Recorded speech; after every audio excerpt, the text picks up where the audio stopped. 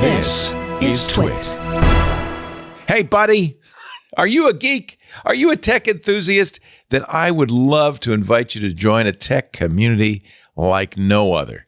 You can gain exclusive access to our incomparable quality tech content with Club TWiT.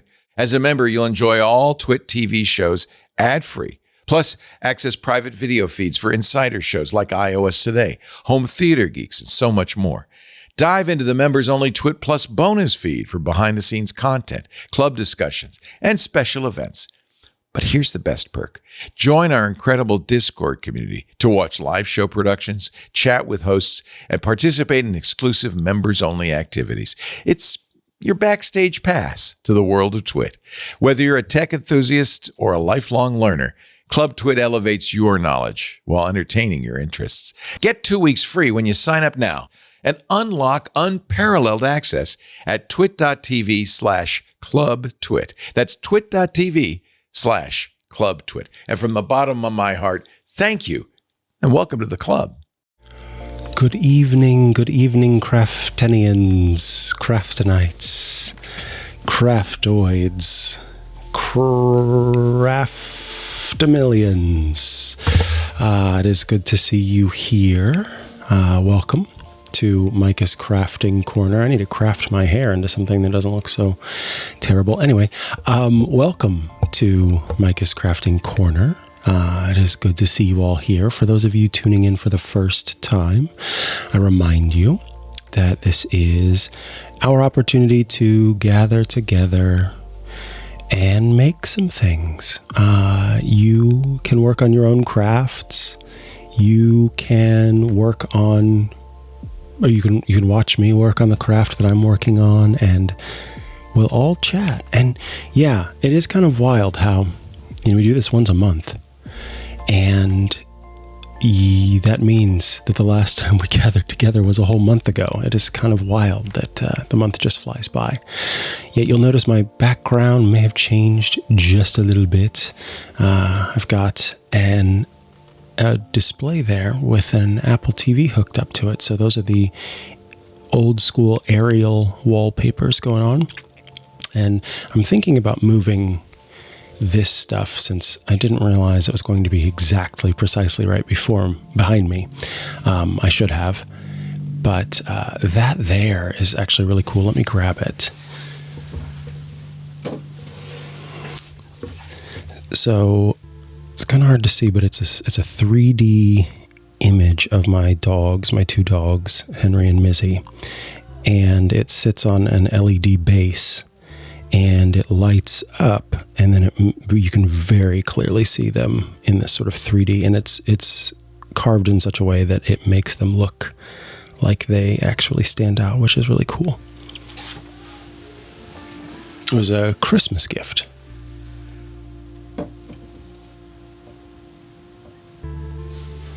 So yeah, I think I'll probably move that there, so it's at least a little bit in the frame. And then I'm thinking about doing some little LEDs in the shelving. So we'll keep building it out slowly but surely. I wish I knew where, I'm not sure where my aunt got that. It's my fiance's aunt, so sort of my aunt as well. She got that for me. Okay, so let's get into things. I've got my Lego box here. For those of you again tuning in for the first time, we are currently working on Lego, and you can sort of see the other Lego succulents are back there, so that's where they are housed, is right back there. So we are working on these Lego succulents. Super cool. And it's kind of funny because on the back here, it's as if they knew how I was going to be putting them. A sort of square shelf system with all of the succulents. So let's see here. We worked last time on one that I really wanted to work on, which was the cactus. And actually, I'll grab it just so you can see it.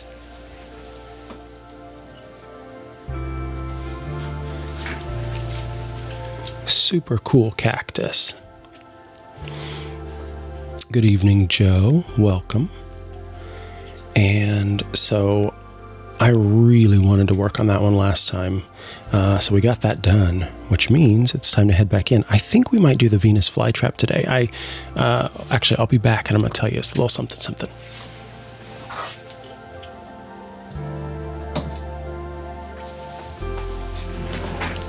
So we just got a Venus flytrap. I've been really getting into, I will be bringing that weather doodad back into the set for sure. Yeah, Joe, you haven't seen that since we did our show together. By the way, everybody, Joe, you have my request to please do so. If you could post the link to our recent, do people have access to that, or is it like a special thing? If people, I can't remember now, if people are able to watch it, okay, it's all access. If you wouldn't mind sharing that in the chat, that would be wonderful. Joe and I had a recent conversation. We talked about all sorts of stuff, and it got to be an opportunity to not talk too much about tech, which was great. So, yeah, you'll have to check that out as well. So anyway, back to it. Recently I've been learning about different plants, and one of the things that I learned, because I can remember growing up having a couple of Venus flytraps and feeding them flies and all this other stuff, and I remember how they died always. And one thing that's very important, that for some reason, when you hear it, it makes sense, but maybe you're not thinking about it in the moment. Every little movement of a Venus flytrap is the plant using its energy. And so while it's cool to show it doing that, if you are not giving it food when you're doing so, you are expending its energy, and it's not getting that energy back. Again, when you say it out loud, yeah, it sort of makes sense, but for some reason I hadn't put two and two together very well. So that was one problem, is that every time someone would come over, look at my Venus flytrap, and then it would close all its little things and run out of energy.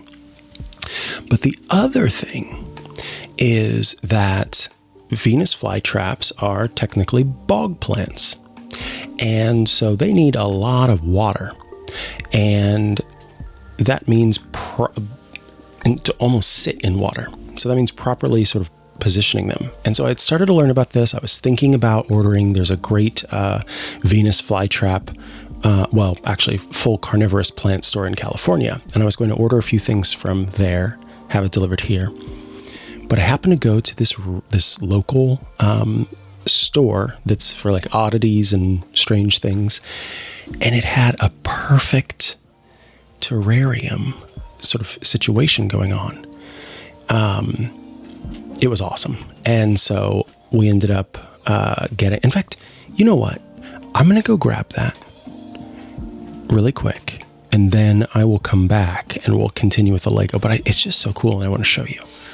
So I'll be right back. So listen to the nice music while I step away. All right. So, also I was going to spend the rest of the time thinking about how messed up my hair was, so put on a hat too. But here is this beauty and this delight. And as you can see, it has perlite at the bottom of it. And you can't see it, but there's a mesh in between. And it sits in this bog up top. And so once it runs out of water, it actually just ran out today, you fill it back up until it reaches the top of the perlite. And then it goes again. And it's so pretty. Oh my goodness, Joe. That's amazing. So I actually, I'm going to share this. Yes, drainage. Not in the case with this one because it is a bog plant, but so let me share what Joe has shared, because I actually, so Aunt Pruitt's wife makes these really cool things called plantastic potheads. And I got one from her a long time ago. So here it is for people who are watching the stream. Joe designed this based off of a plantastic pothead created by Phoebe, but this one, of course, decorated by Joe. Let me see if I can find mine. I wish I could make this go away. There we go. You know what? I realized that if I don't focus a little bit, I will never. So thank you, Joe, for sharing that. I will not show mine, because if I do show mine, then I'm going to get onto that track. So I'll go into the crafting, but I love that you shared. No, you please do. Everybody can share the crafts that they're working on. I just have to be careful myself not going into it. And yeah, somebody said the perlite will help make it clearer of the desired water level. So that's pretty brilliant. Yeah, so well done. So immediately I said, I got to get this. And it was funny because as I was walking up to the front to order or to purchase the Venus flytrap, the person in front of me goes, "Now you need to know, you got to give that thing lots of sunlight. People like to buy those Venus flytraps and put them in the dark and then they die." I was like, oh, buddy, you have no idea. I've been doing so much research on these things. So it was kind of a funny moment where he was also very aware of Venus flytrap death. So let's take a look at some of the carnivorous plants. See, it all comes back around. We got there in the end. That we have. Just gonna find the box there. And I believe, yeah. So, kind of wild. I've watched 2 crafting corners in the time my wife's been away in Europe. She's back on Sunday, so the next one she'll be here for the crafting. Tell me more. How come you're not with your wife in Europe? Not a European traveler, something you don't want to talk about, which is also okay. I'm so curious. Maybe it's a work trip. All right, so I'll put those out of the way. And let's switch to craft cam here. You like that? Ooh, 3D effect. She's visiting family and flights are fair enough. Flights are very expensive right now. Well, that is super cool that she's away and having a good time as well. Welcome, Horizon Brave on YouTube. So here we're going to work with some of the carnivorous plants, which is why I brought it up before. So let's see. We've got the Venus flytrap, the Drosera brevifolia, which is red sundew, and our classic yellow pitcher plant.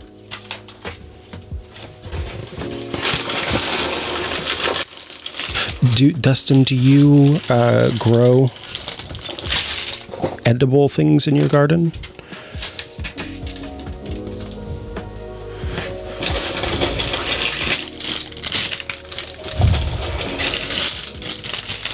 Said I needed bag 3 and bag 4. That means all we've got left is bag 5, folks. We're reaching the end of this.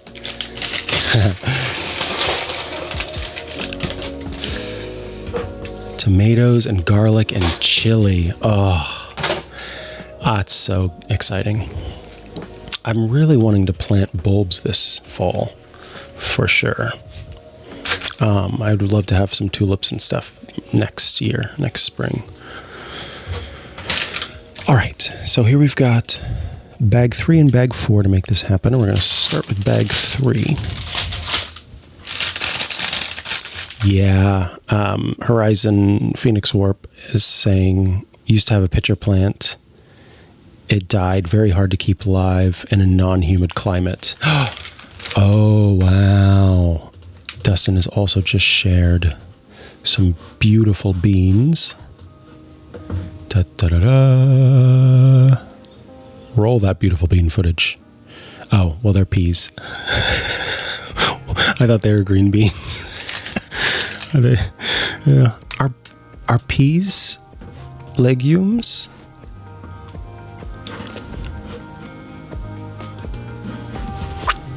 All right. I guess, yeah, green beans are a little more fuzzy, aren't they?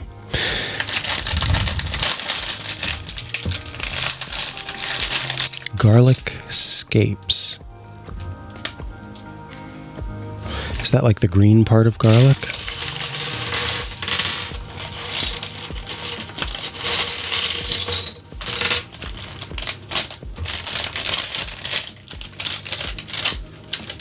Ah, in order to make the bulbs develop, you have to cut off the stems.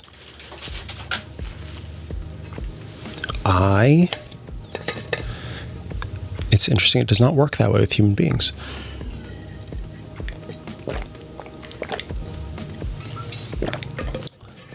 I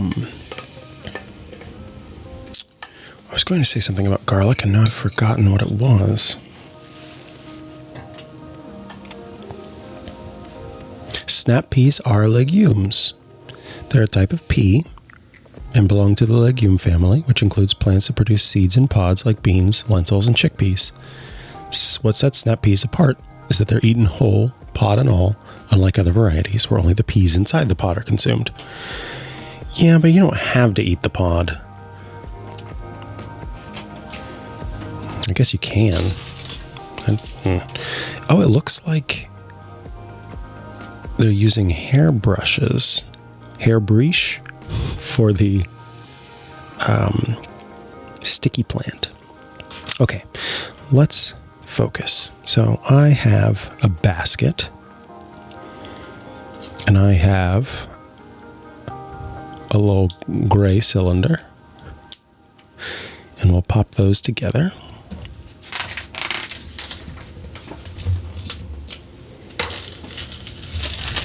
I always hate opening the bag of little things, and I always tell myself, Micah, before the next crafting corner, you need to get a little bowl to keep next to you. And then I always forget. So now we'll take the red circle, place it on top. Yeah, there is something very satisfying. You know what? I'd love to know, growing up, or perhaps at whatever time for you Lego came around, did you make Lego from the instructions more often? Or did you have, the big tub of Lego that you could take and then build things with? And what was your preferred method? Did you like actually following the instructions and making models, or did you prefer to sort of start with what it is? Or rather start with just a bunch of Lego. Yeah, so before this space stuff came out, says Joe, it was just pure imagination. Dustin said I had a big old tub. Don't even remember what sets I had. A giant Rubbermaid that I dumped on the floor. Yeah, that's what we had too growing up.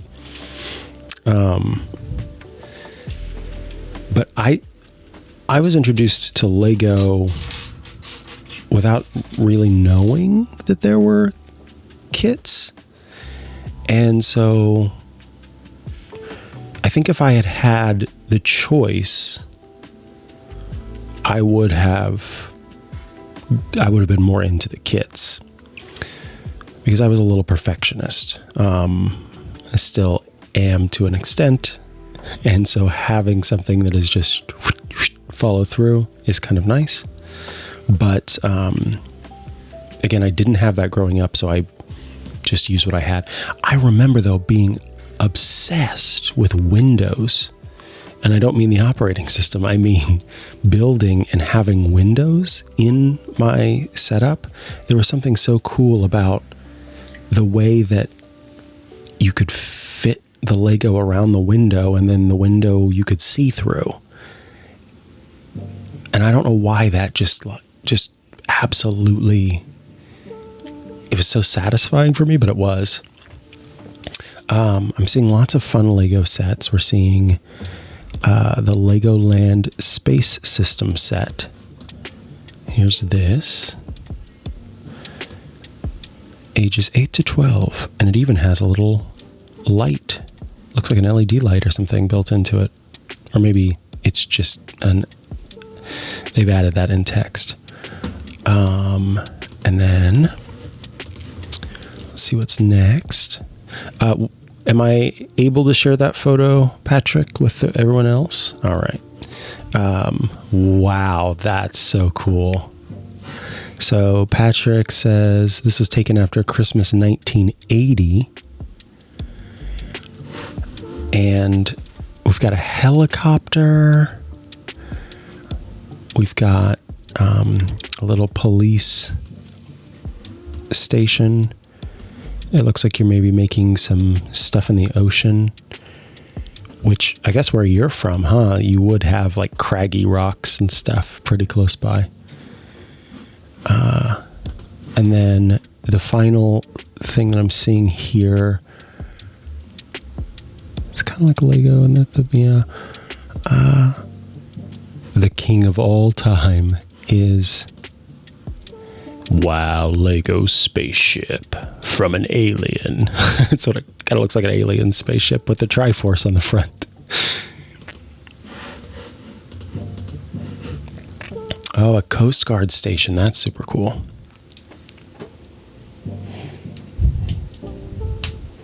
I actually remember playing this Lego game on PC, and you would fly around. Is it black or is it gray? I think it's black. You could fly around in a helicopter, and that was fun. I think it came out of like a Cheetos, like a Cheetos box. Everyone here will remember, but if there were Utes that are Uter than I am, we would have to say, did you know, kids, Cheetos used to come in cardboard tubes? And I remember getting some game out of it, and being surprised at like how full featured it was.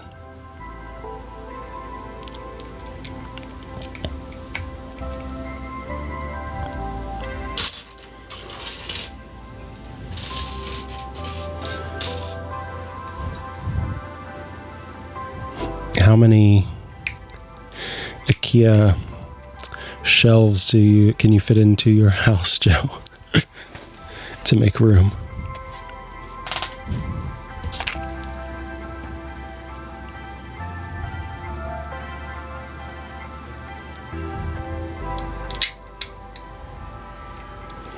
Now, there we go. Here, let's read what the text says. The Venus flytrap has sensor hairs around its 2 leaves that trigger its trap. When an insect touches the hairs, it will cause the jaws to close and capture the prey inside. Something that's very important is that it has to form a tight seal around the animal, the insect's carcass. Well, I guess it's not a carcass immediately, but around the insect's body, in order to properly digest the creature. And so if it doesn't get a good seal, sometimes it can kill the plant as well. Or at least that head of the plant. I don't know I should look up what they're called. Maybe someone could do that. What is the name of any one of the Venus flytrap sort of blooms?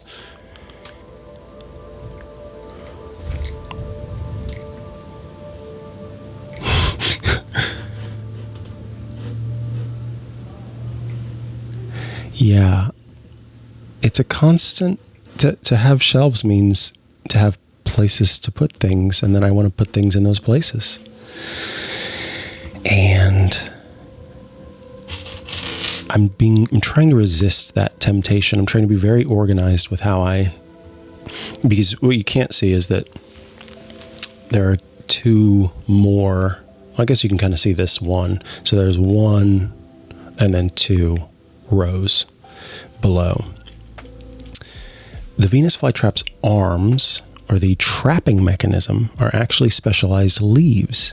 These leaves have two. This is, by the way, a Google AI summary. Thank you, Chocolate Milk Mini Sip. These leaves have two lobes that snap shut when triggered and are lined with trichomes, or trigger hairs. And the mechanism is also known as a snap trap. But I guess they're called arms. That's odd. So does that mean that the ends are its hands?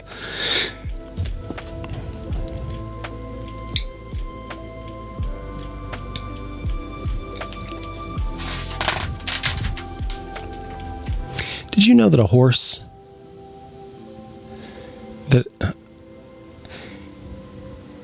what is the word I'm looking for? Anatomically speaking, a horse's legs and arms are more akin to fingers than they are to legs or arms.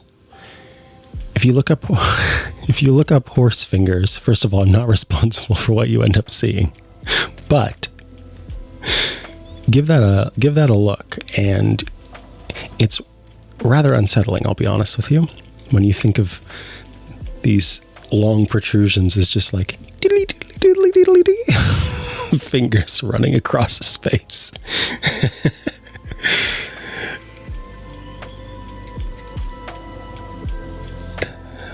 Hey, you got any horse fingers?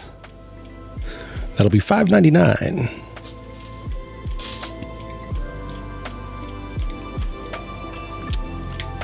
Oh God, not the horse fingers.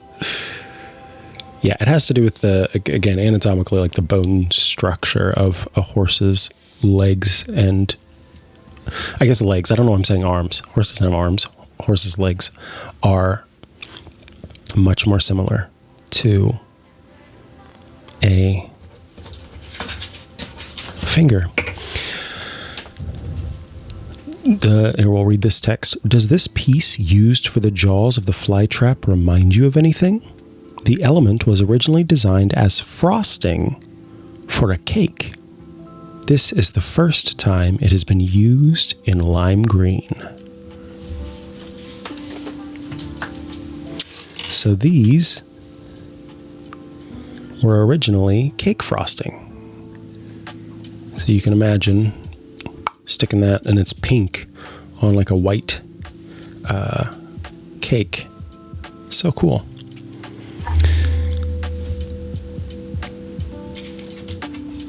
Yeah, it is cool how you can really tell. Oh, it looks like frosting. The cake is a lie. It is indeed, because in this case, kids, the cake is a Venus flytrap. No, not 5 legs. That's horrifying. I mean, 5 fingers. It's the 5-finger horse discount. I will not be sharing that on the live stream because I find it particularly disturbing. But if you're a member of Club TWiT, you too can be disturbed.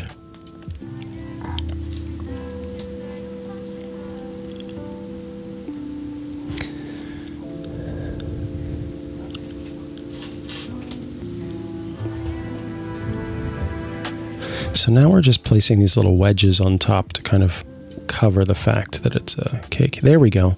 So this is the photo that I wanted to show. Or that, not that I necessarily wanted to show, but that I wanted to make clear. So if you look at the way that the wrist and the fingers are aligned, it's as if a horse is just all middle fingers. So if you can imagine, every time it's trotting or galloping or doing all of the other types of horse things, capering, cantering, it's going F you, F you, F you, F you, F you. A horse is just all middle fingers. That, I mean, you know, if I have to go out with one quote, that would be it. If I had a Wikipedia page, I would say, Could someone add that to my Wikipedia page? Oh dear. All right. So now that we have these, we can take and click. This is pretty cool. That's so satisfying. Wow, this one's going to be built pretty quick.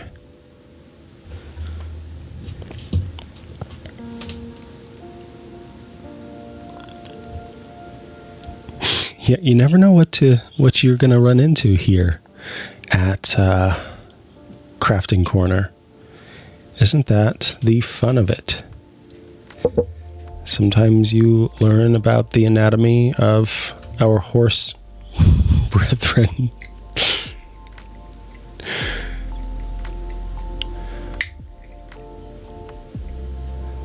Oh, okay. I wonder if that's it. It might be it. I don't know if there's that much more that needs to be done here. Yeah. The only thing it could benefit from potentially is having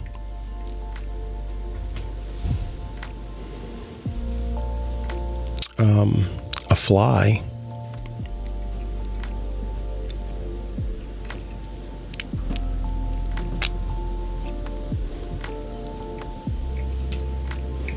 And maybe being able to close fully would be kind of cool. But nifty nonetheless. I wonder though, I bet I could probably make it close fully. I think if I changed it.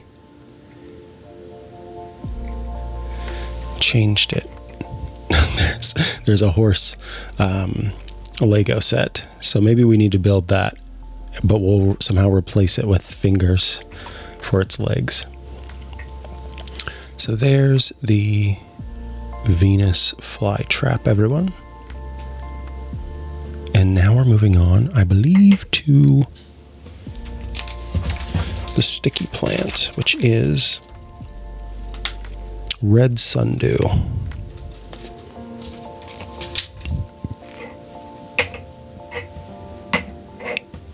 All right.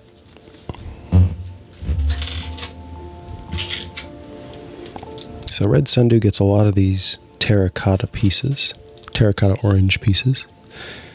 That horse was an April Fool's prank from Lego. When people built it, they got this. That's amazing. This is what it ended up being.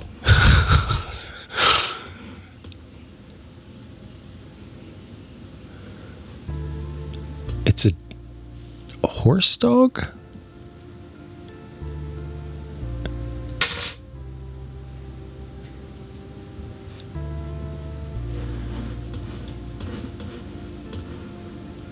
Wow. The majestic horse was not so majestic, sadly.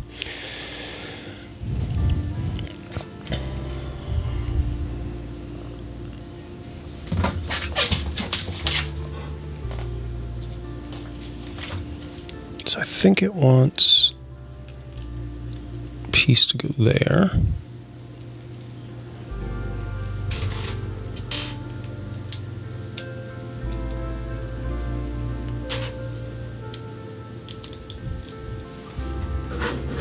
I forgot this added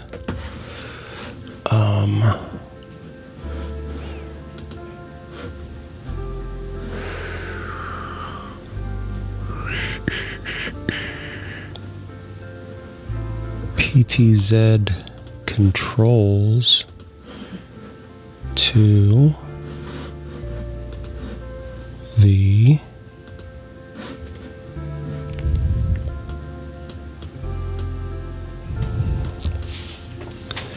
let's call this preset 2. There we go. Oh no, I didn't save preset 1. Oh good, there it is. Boom, all right. Oh. And then we'll take the other gray piece and pop it on the other side. Now, that's odd. It looks almost like it's digital zooming instead of optical zooming. Anyway,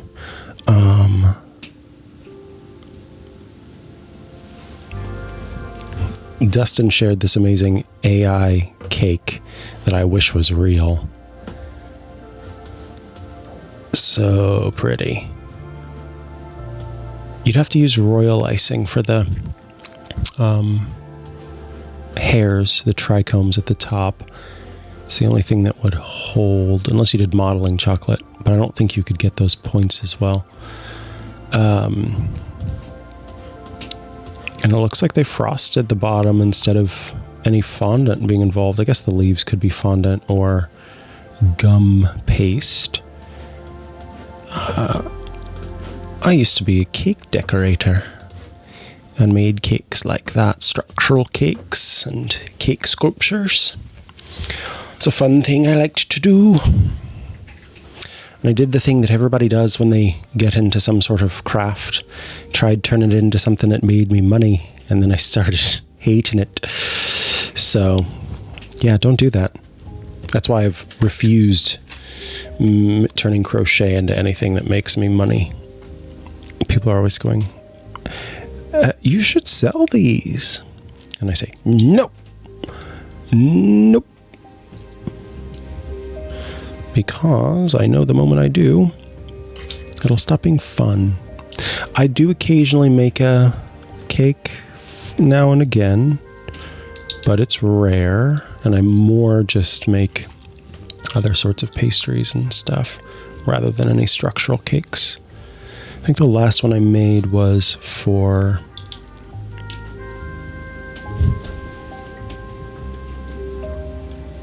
actually, I don't remember. The last sort of in-depth cake I made was for Phoebe Pruitt's birthday.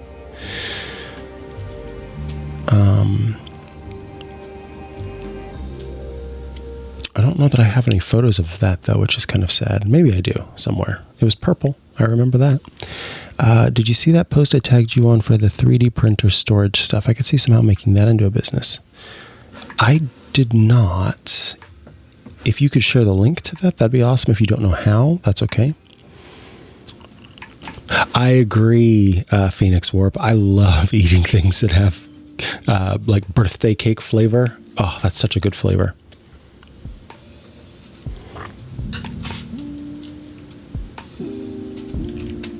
You used to do IT for fun, and then when it started to become work, it was not as fun. Yeah. I was really into web design when I was younger. And then I made that into a business. And I said, get me out of this. All right, you think I'd be a pro at this by now? This sort of structure.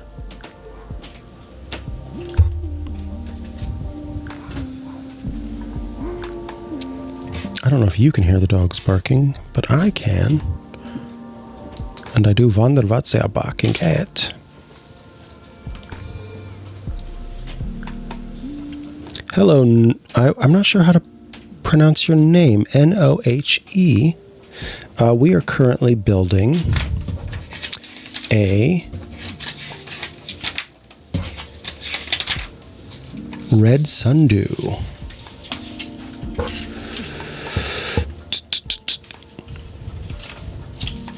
And we're in the midst of building the terracotta pot. Gridfinity. 3D printed store. Ooh, that's cool.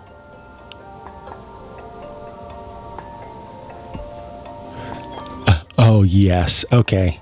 Here's a new badge, and I love the font you chose.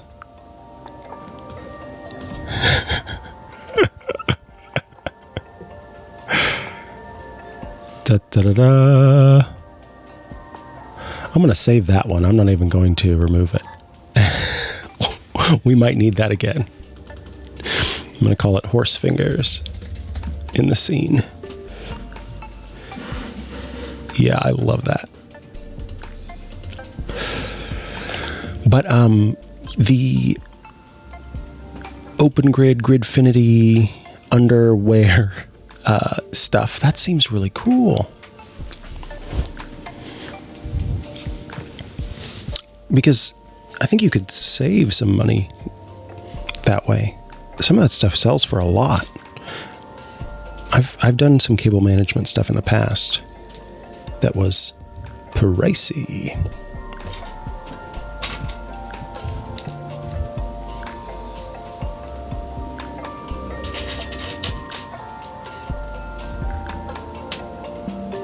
So 4 of those. Wait, only 2 of those? Oops. Oh, I guess we're only doing this twice. No, it's going to want me to do it again, but okay, we'll just put those to the side. And then 4 of these. 1, 2, 3, 4. And 2 of these.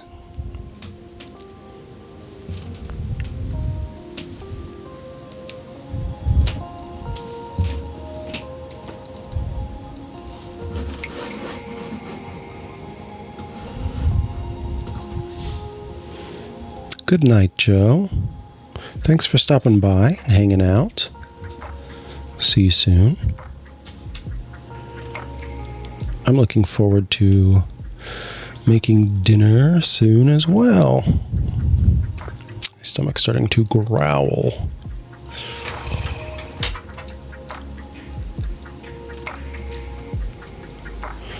So now I've got these terracotta side pieces.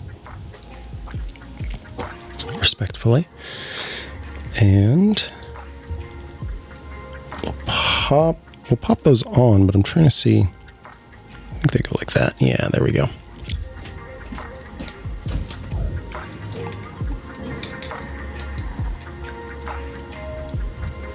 Oops, sorry, I was right outside of the shot there.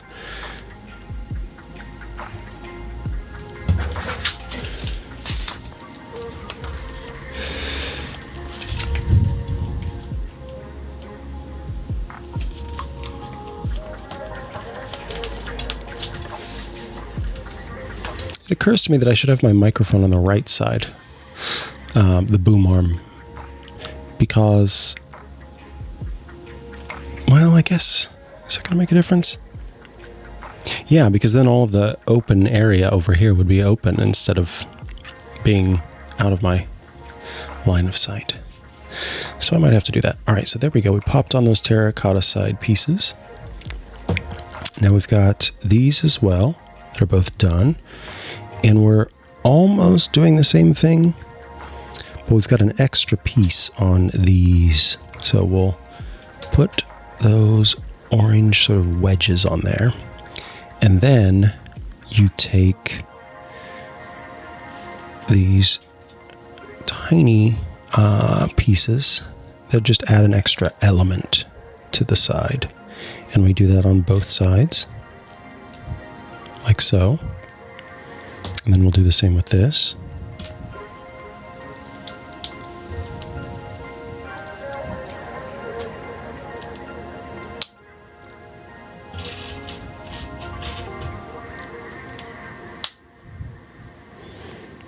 And then pop this piece on.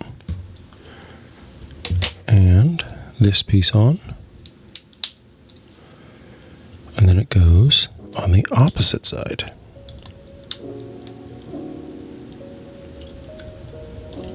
And then because we put those extra tiny little ridges on there, that forms the other side of our pot. So, whoops, let me see if we can, there we go. Ta-da! Nice.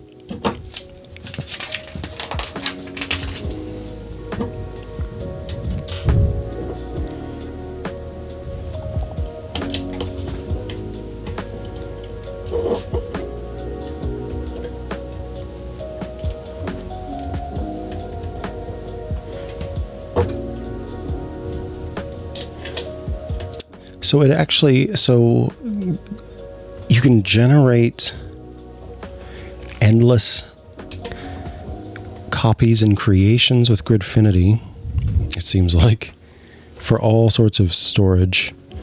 Man, my great-grandpa, he was a big storage fiend. He would have loved having Gridfinity.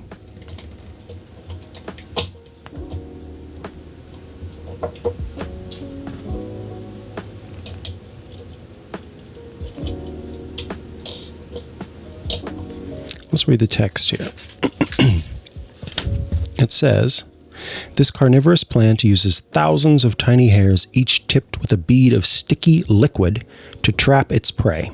Once the insect is stuck to the leaves, they will curl inwards around the unsuspecting little bug. Nefarious. Delightful.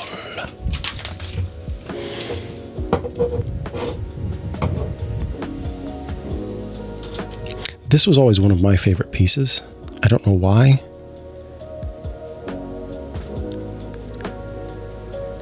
Yeah, it's absolutely up my alley. Chocolate milk mini sip.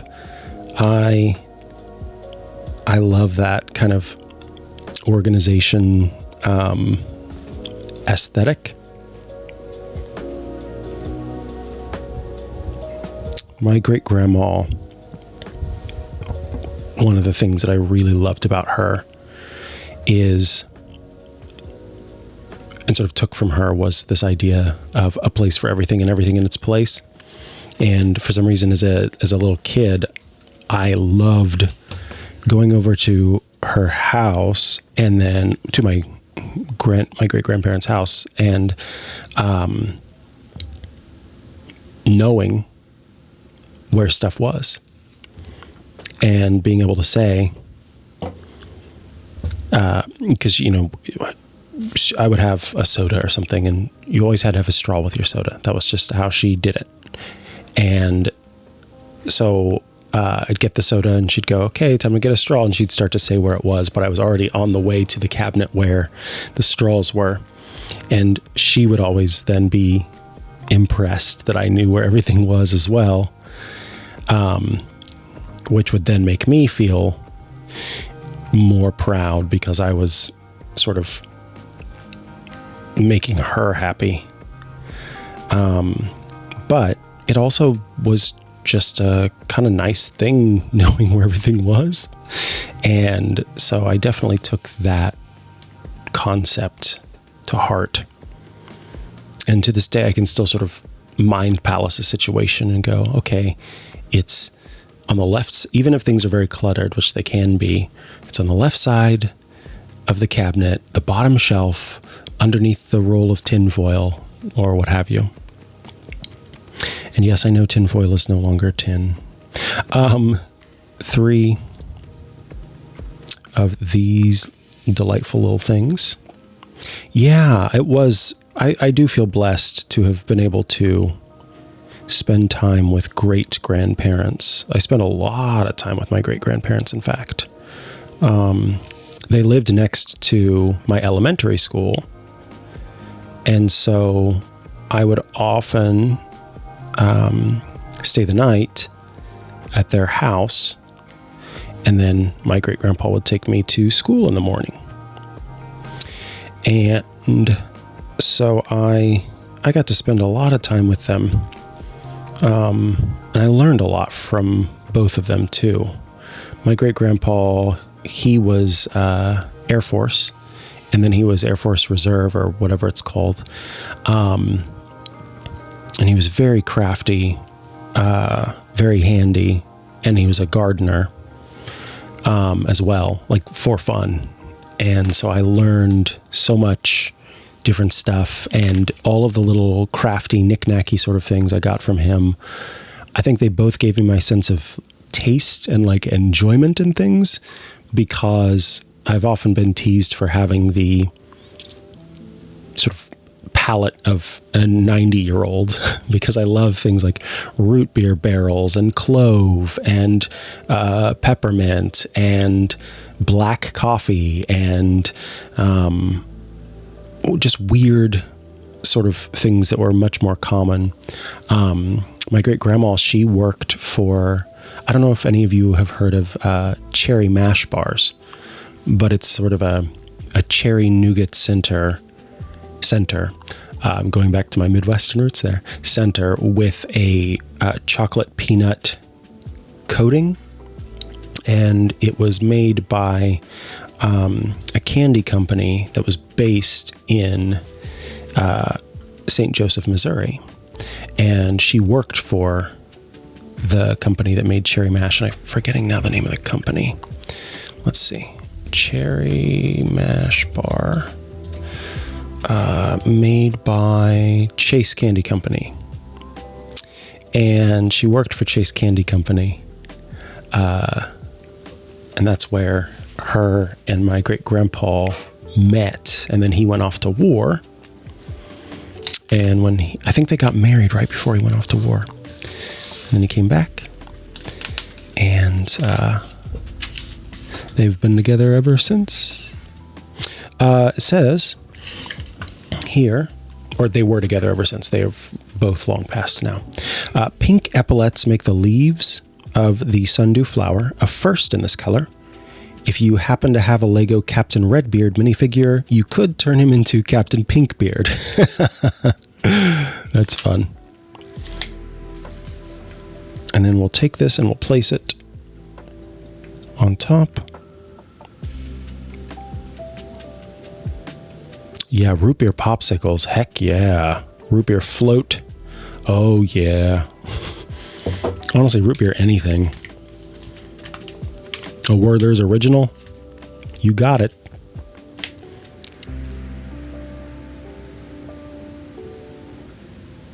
Speaking of sidewalk chalk, I loved Necco wafers as well. One of my favorite candies. Oh, fig bars. Oh, I love fig bars. Fig Newton. And Yoo-Hoos. I don't like them now, but as a kid, oh, I drank the heck out of Yoo-Hoos.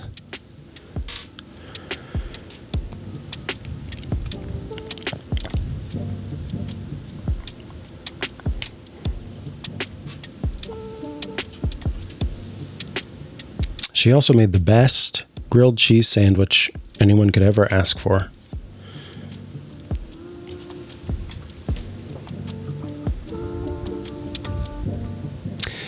Where I'm from, a grilled cheese sandwich isn't a grilled cheese sandwich unless it has a pickle.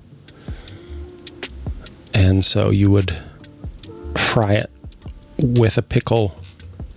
And it was white cheese on one side, and then usually for me, 2 pickle slices, and then yellow cheese on the other side. And, smashed together to make one. And so the pickle would be right in the middle between the 2 cheese slices, and it's all melty and yummy. And then 9 times out of 10, you also have some hot tomato soup with it. Oh my goodness, I'm getting so hungry. Mandar says, my grandmother worked for a chocolate factory in Boston, but she only lasted a short time because she couldn't stand the smell. She loved chocolate, but it was too much for her nose for however many hours a day it was. Wow. Yeah, I can't see. And that's the thing. When I was talking about how I used to decorate cakes many moons ago.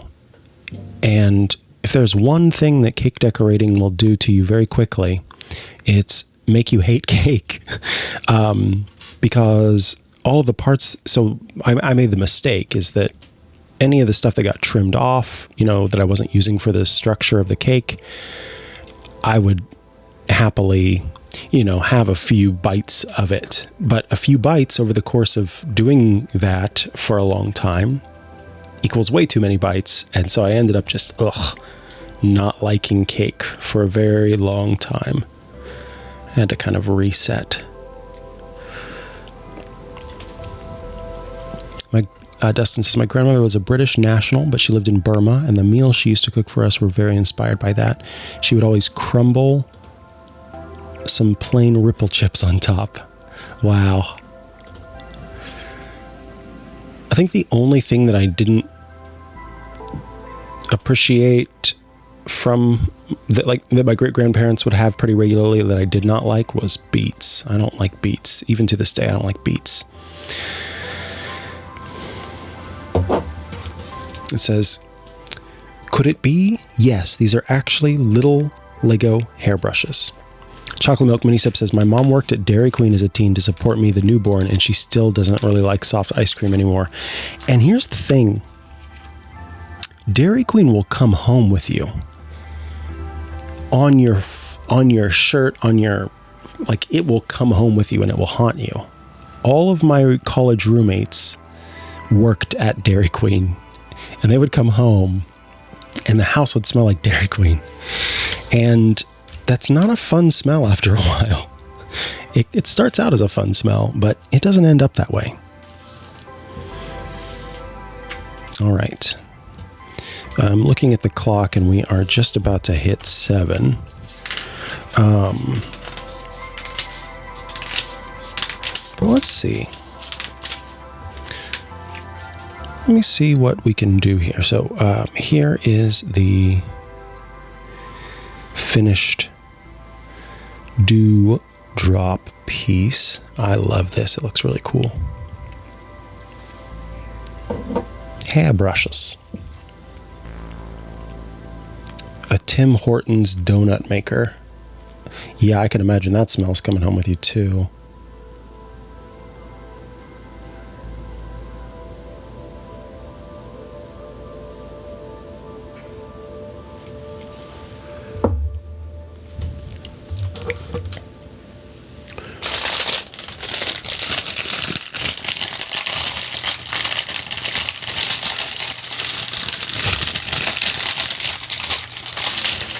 Nowadays, they make them in a big factory and not in the store. That's too bad. I know, it's hard to believe it's already been an hour. I think I'm going to start building this next one, but I will have to go soon because I do need to eat.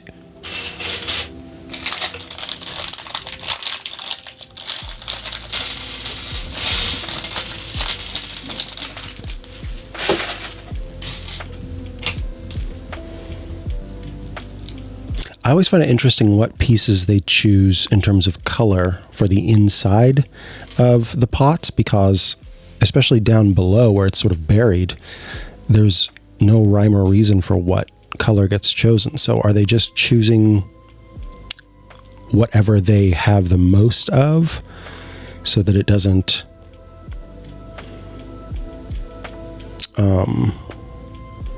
let's see. So that it doesn't impact the stock as much? Or, yeah, it's just interesting.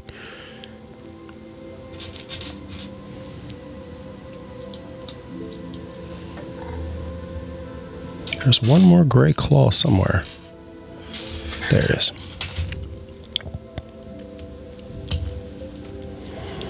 Put another red red square. And a tan disc. Ta-da!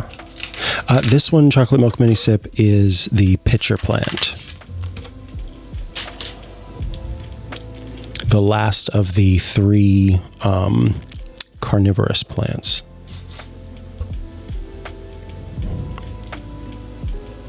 It always disturbed me that robins were partially carnivorous.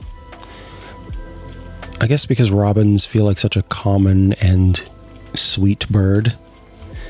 And so thinking about them being carnivorous and like yanking worms out of the ground so abruptly always unsettled me. Yeah, so perhaps I want to keep those worms to myself. No, I want Mother Earth to keep her worms. Mother Earth is like, I've got plenty. This is the whole point. They are supposed to be consumed. I don't think Mother Earth is French.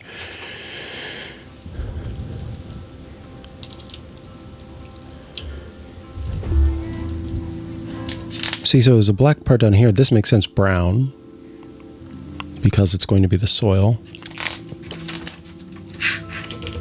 They do. I wonder if they remember their dinosaur past and they weep. Look at what I have become.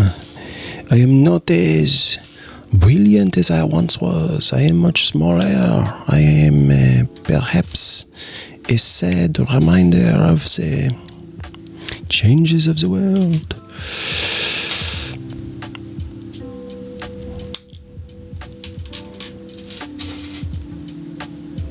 I was once a big beast. I just imagine them having their own sort of revolution.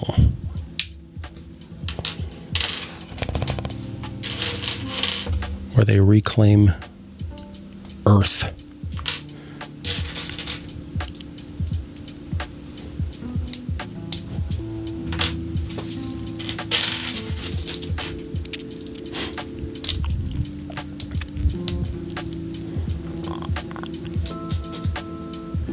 Jacques Cousteau. Then we'll take these little white pieces, little white claws.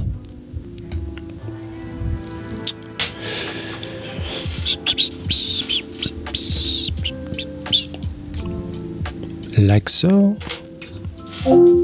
Oh, no, I wasn't talking to you, but I understand why you thought it was.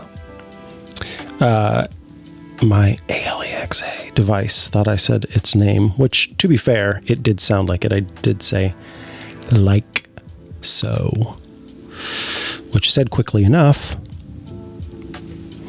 sounds a little bit like what you think I was saying. I understand your confusion. It said, thanks for letting me know. I said to you, you're so welcome. Okay.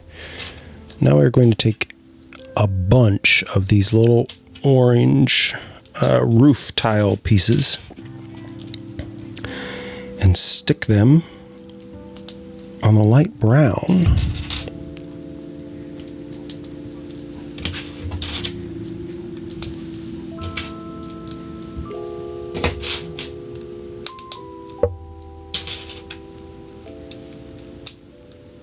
That's 4, 8, 12,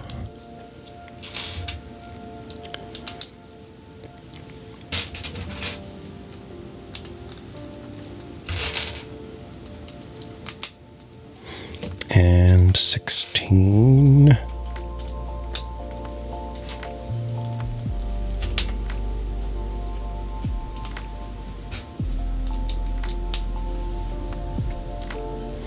And then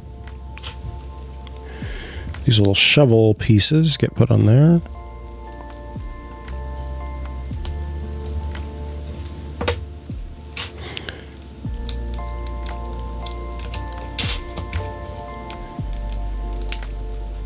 Like so.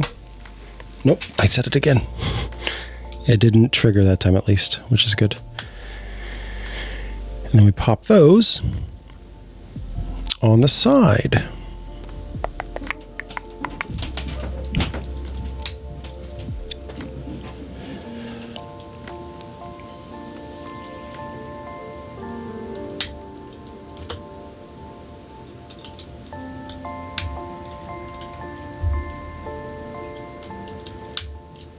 Ta-da!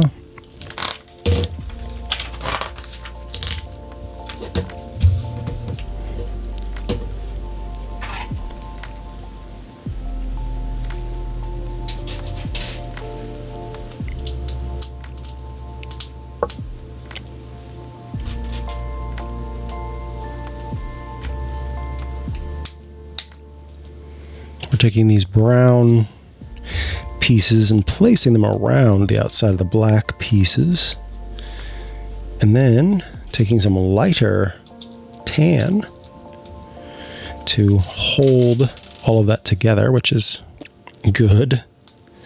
Kind of provides some structure there.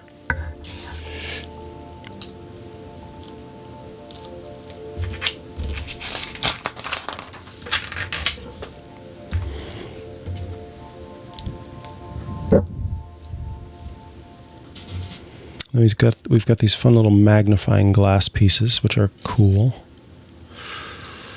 And usually that's because something will be clipped onto them.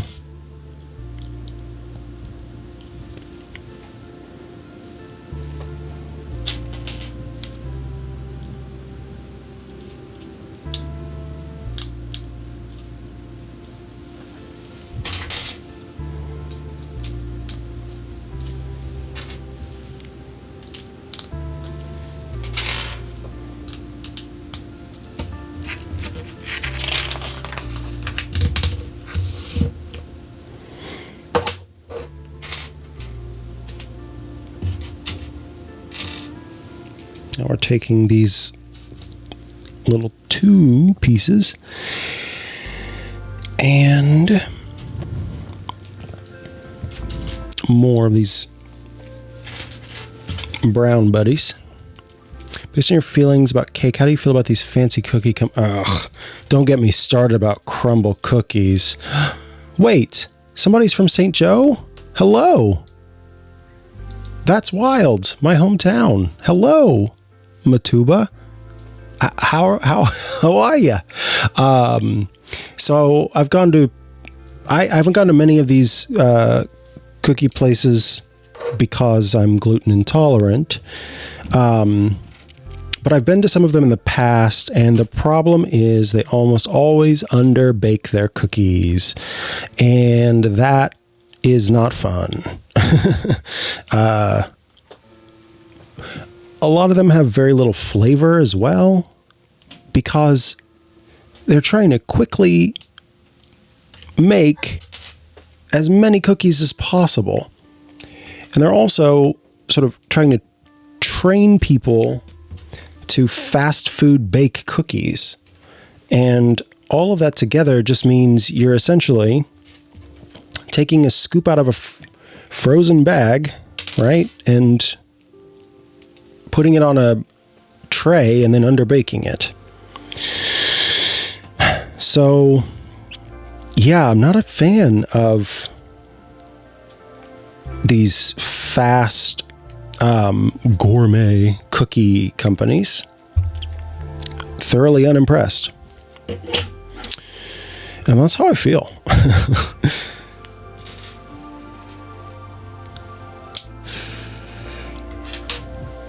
But I mean, if there's somebody out there who likes them, or maybe that's like, maybe you're not good at making cookies yourself. And they are, I mean, they're better than, well, I want to say I want to be the positive person at this moment and say they're better than buying the frozen pack of cookies at the store. But are they? I guess if you're getting a kind that has like a bunch of special stuff going on, sure. But just the other day, Sebastian ordered some cookies from one of the late night cookie shops, and he got all different kinds, and he did a live review with me. You know, he's eating them and then telling me about them. And as he's saying how he feels about each of them, I'm realizing that he has not said one positive thing yet. And then he realized it too. None of it was negative, but it was just so thoroughly underwhelming, right? And so I feel like if you're just going to be thoroughly underwhelmed, then maybe it's not worth the cost. So yeah, them's the breaks, I guess. Oh, my St. Joe friend hasn't said any more. But anyway, greetings from St. Joe. That's so cool.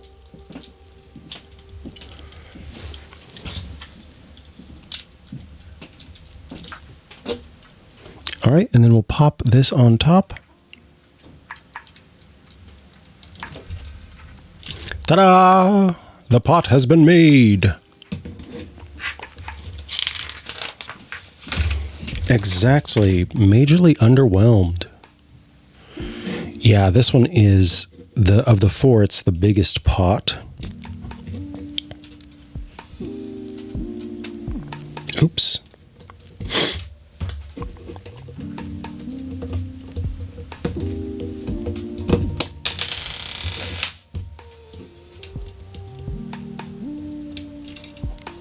Wait, no, it does want it that way. Yeah, okay. I guess I was doing it right. Doing it correctly.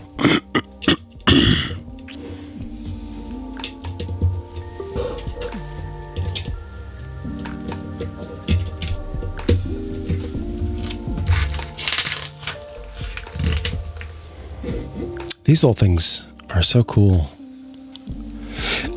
It did kind of sound like a Lego hit the floor, but it just bounced off behind me.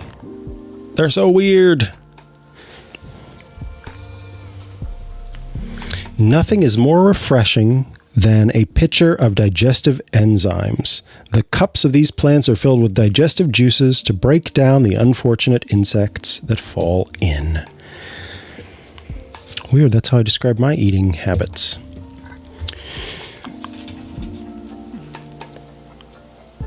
Take 2 and pop it there, and then 1 and 1 and pop it here and here. Ta-da! You mean you've never heard me say, "Feed me, Seymour"? Well, I guess I've been hiding it well. I love this. This is so fun. So we're taking what looks like a kind of an arm piece if it had sort of an open sleeve design, and then we're popping this little piece on top, and then we're going to take a hat. Interesting elements alert. These pitcher plants use an explorer helmet in bright spring green for the opening of the pitcher and a lime green broom head. That's a broom head for the stalk.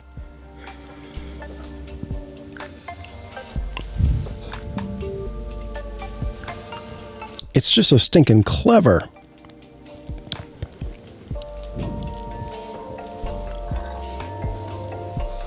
And then, is that a clear piece? I think so, yeah.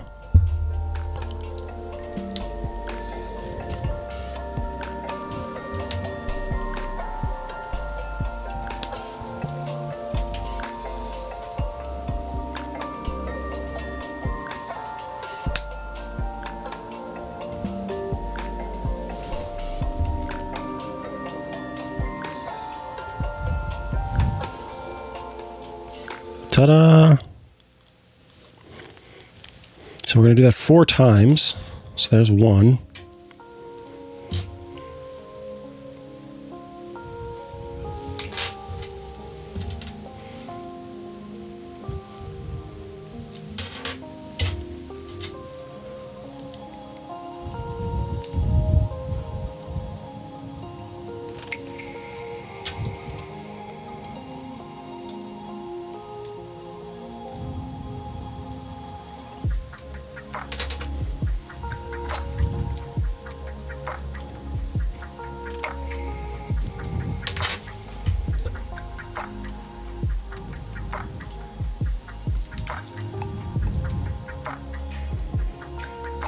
And there's 4.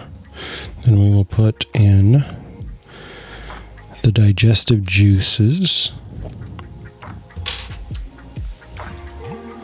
represented by a clear single piece. Kind of hard to see.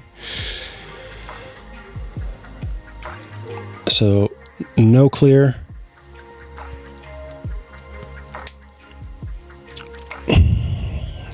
Sorry for the breathing, if that showed up. What in the world?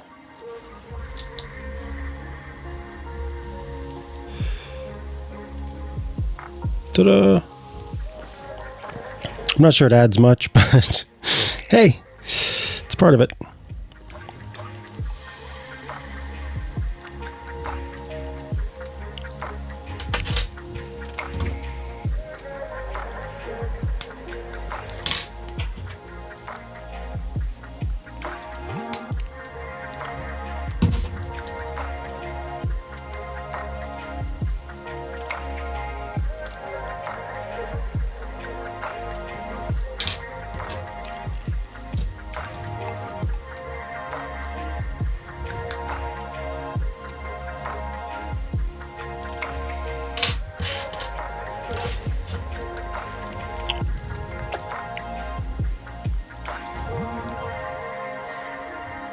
Whoops.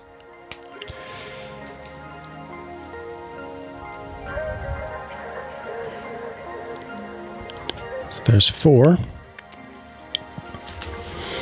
Surprisingly, the leaf that grows above the pitcher cannot move and seal the pitcher. Instead, it prevents rain from entering and diluting the liquid within. So that is why a pitcher plant has that leaf on top of it. It's just there to stop the juices from becoming diluted. Don't dilute my juices. Whoops. I'm so sorry. You poor thing. Don't you worry, child. We'll restore you to your former glory.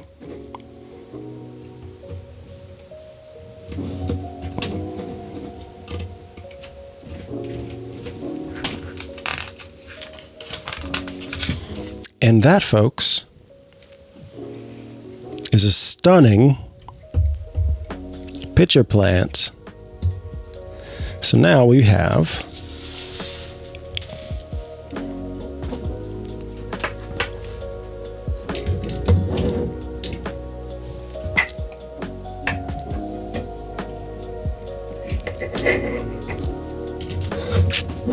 three more to add to the collection. Thank you all so much for being here this evening. I'll show you one more time. Here's the pitcher plant.